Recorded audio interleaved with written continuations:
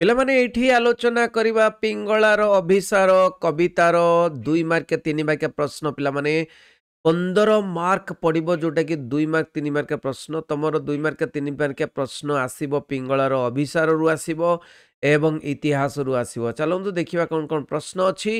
ଦେଖ ପିଲାମାନେ ପ୍ରଥମ ପ୍ରଶ୍ନ ଏଇଠି ପିଙ୍ଗଳା ଆପଣା ପ୍ରାଣର ଆକୁଳ ପିପାସା କିପରି ଭୁଲିବ ବୋଲି ମନେ କରିଛି। ସବୁ ପ୍ରଶ୍ନର ଉତ୍ତର ମଧ୍ୟ ଅଛି ଦେଖିନିଅ ଏବଂ ରିଭାଇଜ କରିଦିଅ ତମର ଏଇ ପ୍ରଶ୍ନ ଗୁଡ଼ିକରୁ ପଡ଼ିବ। ତେଣୁ ଆପଣାର ପ୍ରାଣର ଆକୁଳ ପିପାସା କିପରି ଭୁଲିବ ବୋଲି କହିଛି।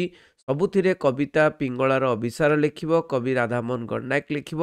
ତାହେଲେ ଉତ୍ତର କ'ଣ ହେବ? ଆକୁଳ ପିପାସା କିପରି ଭୁଲିବ ବୋଲି ମନେ କରିଛି ନା ଦିବ୍ୟ ଚେତନା ଆସିଲା ପରେ। ଦିବ୍ୟ ଚେତନା ମାନେ କ'ଣ? ଭଗବାନଙ୍କ ଚେତନା ଆସିଲା ପରେ ପିଙ୍ଗଳା ଜ୍ୟୋତ୍ସ୍ନା ନିଶିରେ ମାନେ ଜ୍ୟୋତ୍ସ୍ନା ରାତିରେ, ନିଶି ମାନେ ରାତି, ଜ୍ୟୋତ୍ସ୍ନା ମାନେ ଚନ୍ଦ୍ର, ଚନ୍ଦ୍ର କିରଣର ରାତିରେ ପୁଲକିତ ପ୍ରାଣରେ ମାନେ ଉତ୍ଫୁଲ୍ଲିତ ପ୍ରାଣରେ ଆନନ୍ଦିତ ପ୍ରାଣରେ ପ୍ରିୟ ବନ୍ଧୁଙ୍କର ହାସ ସୁଧା ପାନ କଲା ପରେ ପ୍ରିୟ ବନ୍ଧୁ କିଏ? ଭଗବାନଙ୍କର ଅମୃତ ପାନ କଲା ପରେ ଆପଣା ପ୍ରାଣର ଆକୁଳ ପିପାସା ଭୁଲିବ ବୋଲି ମନେ କରିଛି। ସୁନ୍ଦର ଦେଖିଲ। ନେକ୍ସଟ ପ୍ରଶ୍ନ, ସନ୍ନ୍ୟାସିନୀ ପିଙ୍ଗଳାର ଜୀବନ ଧାରଣ ମାନେ ସନ୍ନ୍ୟାସିନୀ ପିଙ୍ଗଳାର ଜୀବନ ଧାରଣ କିପରି ହେବ ବୋଲି କବି ବର୍ଣ୍ଣନା କରିଛନ୍ତି। କେମିତି ଜୀବନ ଧାରଣ କରିବ ସେ? ନା ସନ୍ନ୍ୟାସିନୀ ପିଙ୍ଗଳା ଦିବ୍ୟ ଚେତନା ଲାଭ କଲା ପରେ ମାନେ ଭଗବାନଙ୍କ ଚେତନା ଲାଭ କଲା ପରେ ଜଗତର ବନ୍ଧୁ ପ୍ରିୟତମଙ୍କର ସ୍ୱପ୍ନ ଦେଖୁ ଦେଖୁ, ମାନେ ଜଗତର ବନ୍ଧୁ କିଏ? ଭଗବାନ। ତେଣୁ ଜଗତର ବନ୍ଧୁ ପ୍ରିୟତମଙ୍କର ସ୍ୱପ୍ନ ଦେଖୁ ଦେଖୁ ଆଖି ବୁଜିଦେବ ବୋଲି ବର୍ଣ୍ଣନା କରିଛନ୍ତି। ପିଙ୍ଗଳା କାହିଁକି ନିଜକୁ ସର୍ପିଣୀ ବୋଲି କହିଛି? ବହୁତ ଇମ୍ପୋର୍ଟାଣ୍ଟ ପ୍ରଶ୍ନ ପିଲାମାନେ। ପିଙ୍ଗଳା ସର୍ପିଣୀ କାହିଁକି କହିଛି? ପିଙ୍ଗଳା ଅନୁଶୋଚନ ଆସିଥିବାରୁ, ତାର ଅନୁଚିନ୍ତା ଆସିଛି, ନିଜେ ନିଜେ ଚିନ୍ତା କରିଛି, ସେ ମନେ କରିଛି ଅମୃତର ସନ୍ତାନ ହୋଇ ସେ ଧରାପୃଷ୍ଠକୁ ଆସିଥିଲେ ବି ସର୍ପିଣୀ ପରି ସୃଷ୍ଟିରେ ବିଷମ ବିଷ ଢାଳି ଦେଇଛି। ତେଣୁ ଧରାପୃଷ୍ଠରେ ଅମୃତର ସନ୍ତାନ ଭାବରେ ଜନ୍ମ ନେଇଛି, କିନ୍ତୁ ସର୍ପିଣୀ ପରି ସେ କ'ଣ ନା ସୃଷ୍ଟିରେ ବିଷମ ବିଷ ଢାଳି ଦେଇଛି। ତ ନିଜକୁ ସର୍ପିଣୀ ବୋଲି କହିଛି। ତାପରେ ଦେଖ, ମଧୁର ମୁରଲୀର ସ୍ୱରରେ କିଏ କାହାକୁ କାହିଁକି ଡାକୁଥିଲା? ବହୁତ ଇମ୍ପୋର୍ଟାଣ୍ଟ ପ୍ରଶ୍ନ। ମଧୁର ମୁରଲୀର ସ୍ୱରରେ ପିଙ୍ଗଳା ଜୀବନର ପ୍ରିୟତମ ପିଙ୍ଗଳାକୁ ଟିକେ ବଡ଼ କରିଦେବା ପିଲାମାନେ। ୟେସ୍, ତ କ'ଣ ନା ମଧୁର ମୁରଲୀ ସ୍ୱରରେ ପିଙ୍ଗଳା ଜୀବନର ପ୍ରିୟତମ ପିଙ୍ଗଳାକୁ କଳୁଷ କଳିମାରୁ ମୁକ୍ତି ଦେବା ପାଇଁ ଡାକୁଥିଲା। ତାହେଲେ କିଏ ଡାକୁଥିଲା? ନା ମଧୁର ମୁରଲୀ ସ୍ୱରରେ ପିଙ୍ଗଳା ଜୀବନର ପ୍ରିୟତମ ପିଙ୍ଗଳାକୁ କଳୁଷ କାଳିମାରୁ ମୁକ୍ତି ଦେବା ପାଇଁ ଡାକୁଥିଲା। ତାହେଲେ କିଏ ଡାକୁଥିଲେ? ନା ଭଗବାନ ଡାକୁଥିଲେ। କାହାକୁ? ନା ପିଙ୍ଗଳାକୁ ଡାକୁଥିଲେ ତାର କଳୁଷ କାଳିମାରୁ ମୁକ୍ତି ଦେବା ପାଇଁ। ବିଶ୍ୱ ପରଶମଣି ବୋଲି କବି କାହାକୁ କହିଛନ୍ତି? ବହୁତ ଇମ୍ପୋର୍ଟାଣ୍ଟ ପ୍ରଶ୍ନ। ବିଶ୍ୱ ପରଶମଣି ବୋଲି କ'ଣ? ପତିତ ପାବନ ଜଗବନ୍ଧୁ, ଜଗତର ବନ୍ଧୁ, ଭଗବତ ସତ୍ତା ବା ଭଗବାନଙ୍କୁ କହିଛନ୍ତି ବିଶ୍ୱ ପରଶମଣି। କାରଣ ତାଙ୍କରି ସ୍ପର୍ଶରେ ପିଙ୍ଗଳାର କାଳିମା ଦୂରେଇ ଯାଇ ସେ ପବିତ୍ର ହୋଇଯିବ ବୋଲି କୁହାଯାଇଛି। ନେକ୍ସଟ ପ୍ରଶ୍ନ, ପିଙ୍ଗଳା କାହିଁକି ପୀରତିର ଅଭିନୟ କରିବ ନାହିଁ ବୋଲି କହିଛି? ଆଉ ପୀରତିର ଅଭିନୟ କରିବ ନାହିଁ। ପିଙ୍ଗଳା କହିଛି ମୁଁ ଆଉ ପୀରତିର ଅଭିନୟ କରିବେ ନାହିଁ। କାହିଁକି ନା ତାକୁ ଦିବ୍ୟ ଚେତନା ମିଳିଯାଇଛି, ତାର ଆଧ୍ୟାତ୍ମିକ ଜାଗରଣ ହେଇଯାଇଛି, ତାର ଆଧ୍ୟାତ୍ମିକ ଉତ୍ତରଣ ହେଇଯାଇଛି।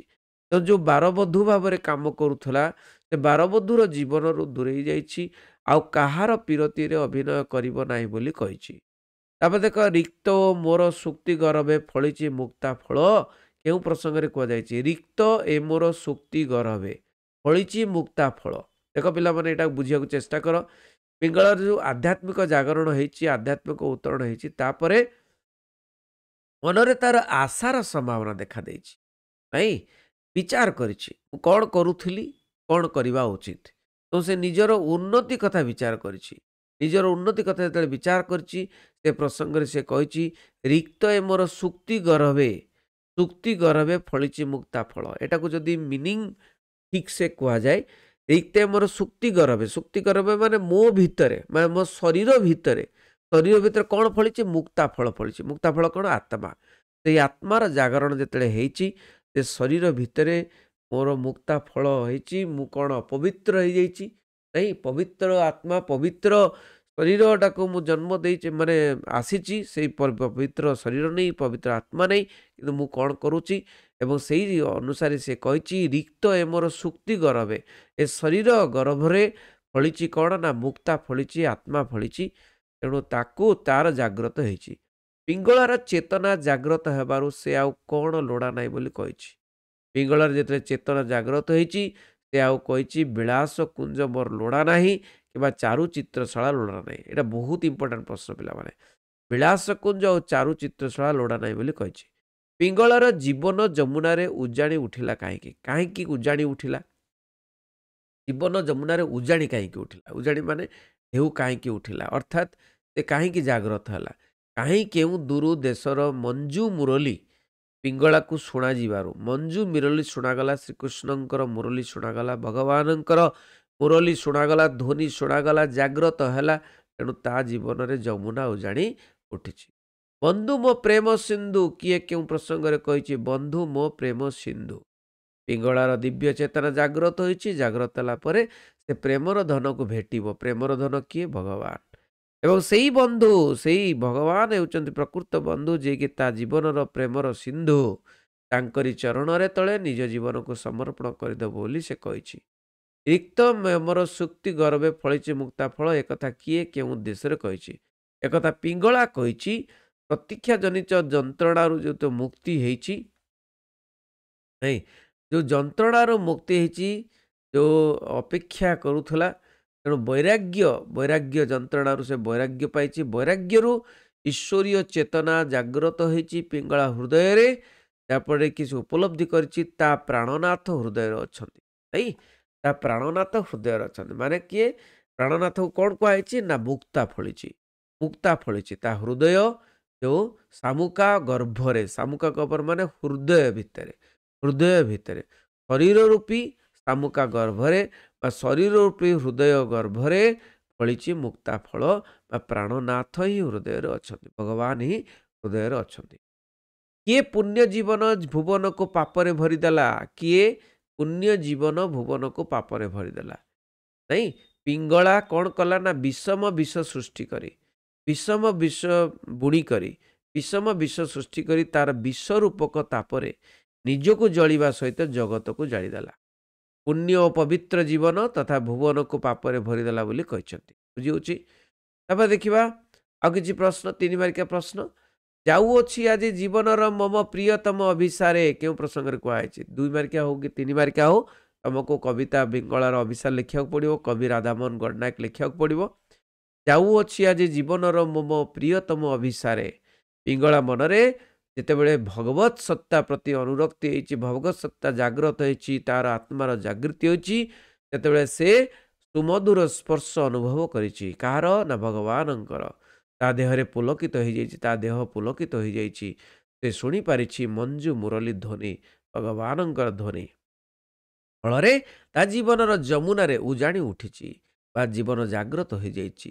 ତେଣୁ ସେ ଜାଗତିକ ବନ୍ଧନରୁ ସେ ମୁକ୍ତ ହୋଇ ପ୍ରିୟ ପରମଙ୍କ ଅଭିସାର ପାଇଁ ପ୍ରସ୍ତୁତ ହୋଇଛି। ନାଇଁ, ତେଣୁ ସେ କହିଛି ଯାଉଅଛି ଆଜି ଜୀବନର ମମ ପ୍ରିୟତମ ଅଭିସାରେ। ମୋର ଯିଏ ପ୍ରିୟତମ, ପ୍ରକୃତ ପ୍ରିୟତମ, ତାଙ୍କ ପାଖକୁ ମୁଁ ଯାଉଛି। ସଚେତନ ପିଙ୍ଗଳା ତାର ପ୍ରିୟ ପରମଙ୍କର କିପରି ପୂଜା ଆରତି କରିବ ବୋଲି ବର୍ଣ୍ଣନା କରିଛି। କିପରି ପୂଜା ଆରତି କରିବ? ସଚେତନ ପିଙ୍ଗଳା ହେଇଯାଇଛି, ପିଙ୍ଗଳା ହେଇଯାଇଛି ସଚେତନ। ନାଇଁ, ତାର ପ୍ରିୟ ପରମ କିଏ? ଭଗବାନ, ଈଶ୍ୱର, ଆତ୍ମା। କିପରି ପୂଜା ଆରତି କରିବ ବୋଲି କହିଛି? ନା, ସେ ଯେତେବେଳେ 12 ବିଳାସିନୀ ନ ହୋଇ ପ୍ରେମର ସନ୍ନ୍ୟାସିନୀ ସାଜିଛି, ସେତେବେଳେ ସେ ନିଜର କଳୁଷ କାଳିମାକୁ ଲୋତକ ଜଳରେ ଧୋଇ ଦେଇଛି। କଳୁଷ କାଳିମା ଯାହା ଅଛି ଲୋତକ ଜଳରେ ବା ତାର ଲୁହ ଜଳରେ ଧୋଇ ଦେଇଛି। ନିଜର ଯୌବନ ଧନକୁ ଓ ରୂପ ପସରାକୁ ପ୍ରୀତି ଅନଳରେ ଜାଳି ଦେଇ, ପ୍ରୀତି ଅନଳ ମାନେ ପ୍ରେମର ଅନଳରେ, ପ୍ରେମର ନିଆଁରେ ଜାଳି ଦେଇ, କାହାକୁ? ନା ପ୍ରିୟ ପରମଙ୍କୁ ପ୍ରେମ କରି ଜାଳି ଦେଇ ପ୍ରିୟ ପରମଙ୍କ ପାଇଁ ଆରତି ଧୂପ ସଜାଡ଼ିଛି। ପ୍ରିୟ ପରମଙ୍କ ପାଇଁ ବା ଭଗବାନଙ୍କ ପାଇଁ ଆରତି ଧୂପ ସଜାଡ଼ିଛି। କେମିତି? ନା ନିଜର ଯୌବନ ଧନକୁ, ରୂପ ପସରାକୁ ପ୍ରୀତି ଅନଳରେ ଜାଳି, ପ୍ରୀତି ନିଆଁରେ ଜାଳିକିରି ସେ ପ୍ରିୟ ପରମଙ୍କ ପାଇଁ ଆରତି ଧୂପ ସଜାଡ଼ି। ନେକ୍ସଟ, ଆପଣାର ଘୃଣା ଜୀବନକୁ ମୁକ୍ତି ପାଇଥିବା ପିଙ୍ଗଳାର ଅନୁଭୂତିକୁ କିପରି ବର୍ଣ୍ଣନା କରାଯାଇଛି? ଆପଣାର ଘୃଣ୍ୟ ଜୀବନରୁ ମୁକ୍ତି ପାଇଥିବା ପିଙ୍ଗଳାର ଅନୁଭୂତି। କ'ଣ ନା ଘୃଣ୍ୟ ଜୀବନରେ ସିଏ କାଟୁଥିଲା ଜୀବନ ବାରଙ୍ଗନା ହେଇ ମାନେ ତେଣୁ ବାରବଧୂ ହେଇ ପିଙ୍ଗଳା ଅତୀତ ଜୀବନ ପାଇଁ ଅନୁତାପ କରିଛି। ନିଜର ସେ ସରଗର ଅମର କନ୍ୟା ଥିଲା, ନାରୀ ଓ ଦେବୀ ବୋଲି ମନେ କରିଛି ବର୍ତ୍ତମାନ, ଯେଉଁଟା ଆଗରୁ ଥିଲା ସେମିତି ମନେ କରିଛି ଯେ ସିଏ ସରଗର ଅମର କନ୍ୟା, ନାରୀ, ଦେବୀ ପଜିଟିଭ୍ ଭାବିଛି। ତା ହୃଦୟରେ ନିନାଦିତ ହୋଇଛି ମଞ୍ଜୁ ମୁରଳୀ ଧ୍ୱନି, ବାରମ୍ବାର ଧ୍ୱନି କମ୍ପନ ଜାତ ହୋଇଛି। ଈଶ୍ୱରଙ୍କ କମ୍ପନ ଜାତ ହୁଏ ଶରୀର ଭିତରେ, ସେ କମ୍ପନ ଜାତ ହୋଇଛି। ସେ ପତିତ ପାବନ ବନ୍ଧୁଙ୍କୁ ପରଶମଣି ଭାବରେ ବା ପତିତ ପାବନ ବନ୍ଧୁ କିଏ? ଭଗବାନଙ୍କୁ ପରଶମଣି ଭାବରେ ମନେକରି ତାର ଅଙ୍ଗକୁ ପବିତ୍ର କରିବ ବୋଲି ବିଚାର କରିଛି। ସେ ପରଶମଣି ଛୁଇଁଦେଲେ ତାର ଅଙ୍ଗ ପବିତ୍ର ହେଇଯିବ। ପିଙ୍ଗଳାର ମନରେ କାହିଁକି ବୈରାଗ୍ୟ ଭାବ ଜାତ ହେଲା? କାହିଁକି ନା ସନ୍ଧ୍ୟା ସମୟରେ ଧନୀ ପୁତ୍ରଟି ସଂକେତ ଦେଇଥିଲା ଆସିବ ବୋଲି। ବହୁତ ଧନୀ କାହିଁକି ବହୁତ ଅପେକ୍ଷା କରିଥିଲା ପିଙ୍ଗଳା। ରାତ୍ରିରେ ନ ଆସିବାରୁ ପିଙ୍ଗଳା ମନରେ ହତାଶ ଦେଖାଯାଇଛି। ଯେ କେଉଁଠି ମୁଁ ମାତିଛି, କେଉଁଠି ମୁଁ ମାତିଛି ଯେଉଁଥିରେ କି କିଛି ଲାଭ ନାହିଁ। ସେଇ ହତାଶାରୁ ତାହାର ଦେଖାଦେଇଛି ଆଧ୍ୟାତ୍ମିକ ଉତ୍ତରଣ, ଆଧ୍ୟାତ୍ମିକ ଜାଗର। ତା ହୃଦୟରେ ଦିବ୍ୟ ଚେତନା, ବୈରାଗ୍ୟ ଆସିଛି, ଦିବ୍ୟ ଚେତନା ଜାଗ୍ରତ ହୋଇଛି। ତା ମନରେ ବୈରାଗ୍ୟ ଭାବ ଜାଗ୍ରତ ହୋଇଛି। ମରତ ପଥର ଅମର ବନ୍ଧୁଙ୍କୁ ଲାଭ କରିବା ପରେ ପିଙ୍ଗଳା ଜୀବନରେ କ'ଣ ସବୁ କରିବ ନାହିଁ ବୋଲି କହିଛି। ମାନେ ମରତ ପଥରେ ଅମର ବନ୍ଧୁକୁ ଲାଭ କରିବା ପରେ, ମାନେ ମରତ ପଥ ବା ମର୍ତ୍ତ୍ୟ ପଥ ବା ପୃଥିବୀରେ ଯେଉଁ ସଂସାର ପଥରେ ବନ୍ଧୁକୁ, ଅମର ବନ୍ଧୁ କିଏ? ଭଗବାନ ଈଶ୍ୱର। ତେଣୁ ତାଙ୍କୁ ଲାଭ କରିବା ପରେ ପିଙ୍ଗଳା ଜୀବନରେ ଆଧ୍ୟାତ୍ମିକ ଭାବ ଦେଖାଦେଇଛି। ସେ ପୂର୍ବ ଭଳି ସେ ବାରବଧୂ ଭାବରେ ପ୍ରୀତି ଅଭିନୟ କରିବ ନାହିଁ, ରାତିସାରା ଜାଗ୍ରତ ହୋଇ ଫୁଲ ସେଜ ସଜେଇବ ନାହିଁ କିମ୍ବା କେଳି ଦୀପ ଜାଳିବ ନାହିଁ ବୋଲି କହିଛି। ଆଚ୍ଛା, ପିଙ୍ଗଳାର ବିଫଳ ଜୀବନ ସଫଳ ହେବ ବୋଲି ସେ କିପରି ମନେ କରିଛି ଯେ ମୋର ବିଫଳ ଜୀବନ ସଫଳ ହେବ? ଧନୀପୁତ୍ର ନ ଆସିଥିବାରୁ ପିଙ୍ଗଳା ମନରେ ଆସିଥିଲା ପରିବର୍ତ୍ତନ। ଆତ୍ମା ଜାଗ୍ରତ ହୋଇଥିଲା, ଅନୁଭବ କରିଥିଲା ତା ପାଖରେ ରହିଛି ଅନ୍ତର ବିମୋହନ ସତ୍ତା, ଯେଉଁ ସତ୍ତା କି ସୁକ୍ତି ଗର୍ଭରେ ମୁକ୍ତା ଫଳିଛି ଭଳି ଯେଉଁ ସତ୍ତା ତାଙ୍କ ହୃଦୟରେ ଅନ୍ତର ବିମୋହନ ସତ୍ତା ଅଛି। ତ ପୂର୍ବରୁ ସେ ବାରବଧୂ ଭାବରେ କାର୍ଯ୍ୟ କରୁଥିଲା, ଧନ ଅର୍ଜନ କରିବା ପାଇଁ କେଳି ଦୀପ ଜାଳୁଥିଲା, ଅଭିନୟ କରୁଥିଲା। ସେଭଳି ଜୀବନ ବ୍ୟର୍ଥ ଜୀବନ ବୋଲି ସେ ଜାଣିପାରିଲା, ମନରେ ଅମର ବନ୍ଧୁକୁ ଅନୁଭବ କରିପାରିଲା। ତାର ବିଫଳ ଜୀବନ ସଫଳ ହେଲା ବୋଲି ସେ ମନେ କରିଛି। ତାପରେ ପ୍ରଶ୍ନ ଅଛି ପରିବର୍ତ୍ତିତ ପିଙ୍ଗଳା। ପରିବର୍ତ୍ତିତ ପିଙ୍ଗଳା ମାନେ ପରିବର୍ତ୍ତନ ଯେଉଁ ହେଇଯାଇଛି ପିଙ୍ଗଳା ପ୍ରକୃତିକୁ କିପରି, ପରିବର୍ତ୍ତିତ ପିଙ୍ଗଳା ପ୍ରକୃତିକୁ କିପରି ଅନୁଭବ କରିଛି? ପ୍ରକୃତିକୁ କିପରି ଅନୁଭବ କରିଛି ନା ପିଙ୍ଗଳା ମନରେ ପରିବର୍ତ୍ତନ ଓ ଆଧ୍ୟାତ୍ମିକ ଉତ୍ତରଣ ହେଲା ପରେ ଦେହ ଅପେକ୍ଷା ବିଦେହ ସତ୍ତାର ସୌନ୍ଦର୍ଯ୍ୟକୁ ସେ ମର୍ମେ ମର୍ମେ ଅନୁଭବ କରେ। ଧରଣୀର ପରିବେଶ ତା ପାଇଁ ହୋଇଛି ମୁଲାୟମ। ଗଗନର ଇନ୍ଦୁ ଓ ତାରକା ରାଶି ମୁଗ୍ଧ ଦୃଷ୍ଟିରେ ହସୁଥିଲା ଭଳି ତାକୁ ମନେ ହୋଇଛନ୍ତି। ସବୁଆଡ଼େ ଯେଭଳି ଜ୍ୟୋତ୍ସ୍ନା କ୍ଷୀର ସମୀରର ଶୀତଳତା ଅନୁଭବ ହୋଇଛି ବୋଲି ପିଙ୍ଗଳା ଭାବି। ବୁଝିଲା ପିଲାମାନେ? ତେଣୁ ଏଇଟାକୁ ବାରମ୍ବାର ଶୁଣିଦେବ, ପଢ଼ିଦେବ। ତେଣୁ ବହୁତ ଇମ୍ପୋର୍ଟାଣ୍ଟ ଇଣ୍ଟରନାଲ୍ ଏକ୍ଜାମ୍ ପାଇଁ। ରହିଲି, ସମସ୍ତେ ସେୟାର କରିବ। ରହିଲି, ବନ୍ଦେ ଉତ୍କଳ ଜନନୀ।